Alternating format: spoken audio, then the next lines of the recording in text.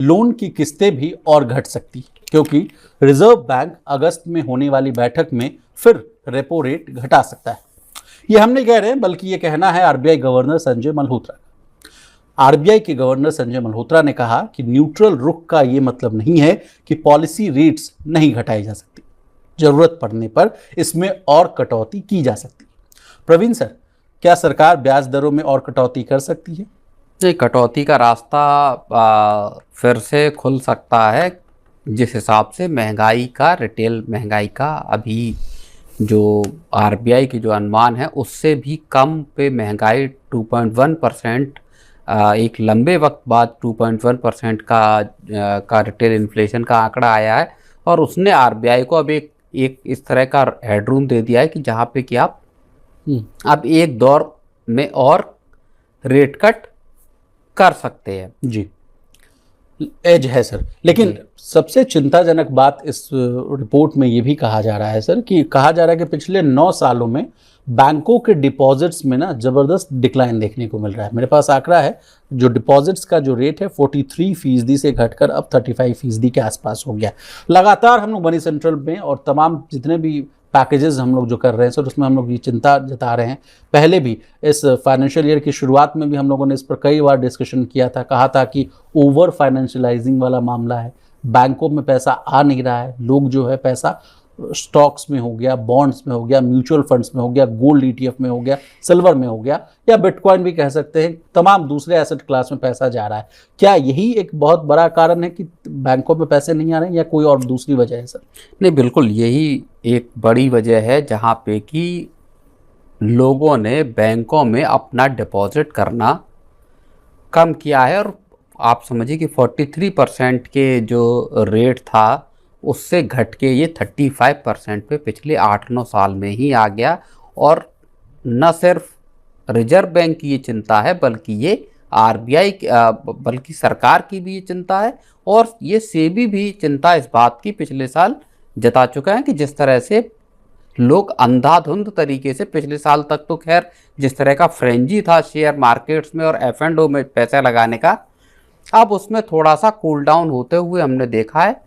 नए जो demat account खोलने की भी तादाद है वो भी कम हुई है। और तमाम तरह का अब तक का अगर आप देखेंगे इस साल या बल्कि पिछले साल के आखिर से, तो SIPs हो या म्यूचुअल फंड में भी जो इनफ्लो हो उसमें भी थोड़ा मॉडरेट रुख होता हुआ नजर आया है जी। इसके बावजूद जो लोगों को जो समझ में आ रहा है कि अगर, और सबसे बहुत सीधा सा कॉन्सेप्ट है इस चीज का, कि अगर आपको इन्फ्लेशन को बीट करना है, अगर आपको एक वेल्थ क्रिएट करनी है लंबे वक्त में, कॉस्ट ऑफ लिविंग जिस हिसाब से बढ़ी है, अगर उस सबके लिए पैसा आपको निकालना है, बचाना है, तो आपको ट्रेडिशनल बैंकिंग प्लेटफॉर्म से बाहर निकल के देखना होगा। कम से कम अपनी सेविंग का एक हिस्सा ऐसा होगा आपको जो आपको इन्वेस्टमेंट करना होगा, जहां पे कि आप एक ज़्यादा रिटर्न पा सकें जी। और उसमें इक्विटी आधारित जो फंड्स हैं या जो आप कहें कि डेस्टिनेशन है, इंस्ट्रूमेंट्स हैं, वहां आपको इन्वेस्टमेंट करना होगा। प्रवीण सर, लगातार मैं आपसे चर्चा करता हूं, आप कहते हैं कि विशाल वेज ग्रोथ नहीं है, लोगों के पास नौकरियां हैं लेकिन मान लीजिए उनको इंक्रीमेंट नहीं मिल रहा है।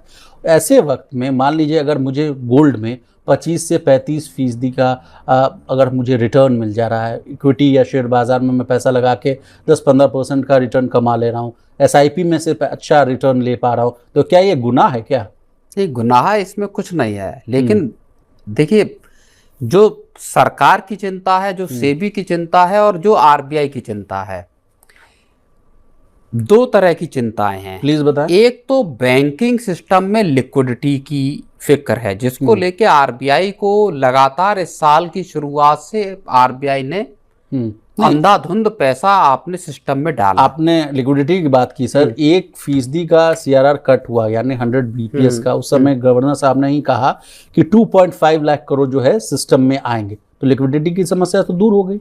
हाँ नहीं, वो 11-12 लाख करोड़ रुपए आरबीआई अब तक डाल चुका है इस साल जनवरी में, अब से लेके अब तक तरह तरह के आप VRR करके ले लीजिए या और दूसरे तरीकों से। तो वो एक लिक्विडिटी जो क्रंच था बैंकिंग सिस्टम में, एक वो फैक्टर। केवल और केवल आरबीआई के पैसे से लिक्विडिटी मार्केट में रहे वो पॉसिबल नहीं है। आपका आम लोगों का पैसा बैंकों में होना चाहिए ताकि बैंक उसको कर्ज के तौर पर बांट सके और सिस्टम में मनी फ्लो कर सके। तो एक बड़ी चिंता इस बात की थी। दूसरा जो फैक्टर है वो फैक्टर है लोगों के रिस्क के साथ। क्या लोग जो पैसा लगा रहे हैं म्यूचुअल फंड में या स्टॉक मार्केट में या फिर एफ&ओ जैसे बेहद खतरनाक या कहें गंभीर उसके रिस्क वाले उसमें, क्या उनको उस रिस्क प्रोफाइल की जानकारी है? क्या वो इतना रिस्क लेने की कैपेसिटी रखते हैं? और बिल्कुल जो ताज़ा जो सेबी की रिपोर्ट जो आई अभी, उसमें स्टडी जो आई 91% लोगों को नुकसान, उसमें लंबा चौड़ा आया FY24 के बाद। जो FY25 में अगर हम देखते हैं तो लॉस लोगों का 90% से ऊपर ही है सर। हाँ, 84,000 से बढ़ के 1 लाख रुपये को क्रॉस कर गया। और एफ&ओ में जो टोटल अगर लॉस देखा जाएगा तो वो 1 लाख करोड़ रुपए से ज्यादा का लॉस है। 1,01,000 करोड़ रुपए के आसपास का लॉस एफ&ओ में हुआ। हाल फिलहाल में सर एक बहुत वायरल टेम्पो ड्राइवर बहुत वायरल हुआ, जिसका बहुत मीडिया हाउसेस ने इंटरव्यू भी किया। बॉम्बे का है वो टेम्पो ड्राइवर। वो एफ&ओ ट्रेडिंग करता था, उससे उसको लगता है कि लाखों रुपए उसके जो है डूब गए। वो अब मीडिया में बैठकर तमाम तरह की रिपोर्ट्स में वो कह रहा है कि मत करिए एफ&ओ ट्रेडिंग में, मैं खुद भुक्तभोगी हूँ, मेरा लाखों हार्ड अर्नड मनी मेरा जो है बर्बाद हो गया। बिल्कुल। तो इस तरह के वाकये आपको गली मोहल्ले गांव कस्बे तक मिलेंगे जहाँ पे लोगों को पता नहीं, लोगों को बस इतनी बात पता चली। और उसमें एक बहुत बड़ा जो रोल है वो फाइनेंशियल इन्फ्लुएंसर्स, जो फिनफ्लुएंसर्स जिनको हम बोलते हैं, उनका भी है, जिन्होंने अपने स्क्रीनशॉट्स फर्जी या असली जो भी है वो लगा के लोगों को इस बात के लिए प्रोत्साहित किया, उत्साहित किया कि आप कई लोगों को जानता क्या हूँ, यूट्यूब चलाता हूँ तो देखता हूँ लाइव ट्रेडिंग चलता रहता है सर। लाइव रहते हैं लोग और बताते रहते हैं कि हाँ भाई यहाँ आप एंट्री ले लीजिए। अब उसमें देखिए एक नई चीज हो रही है, चूंकि अब एआई का दौर आ गया है तो डीप फेक एआई वीडियोस आने लगे हैं, जिसमें जो बहुत बड़े सेलिब्रिटी जो एनालिस्ट हैं या एंकर्स हैं या इकोनॉमी के जानकार हैं, उनसे उनके वीडियोस रील्स के थ्रू आ रहे हैं, जहां वो कह रहे हैं कि मैं हर सुबह आपको 9 बजे 4 स्टॉक्स की टिप्स दूंगा जहां आप पैसा लगाएंगे और मालामाल हो जाएंगे। और लोगों को उसको असली और नकली का फर्क कर पाना मुश्किल है। तो वो जो एक फ्रेंजी बना हुआ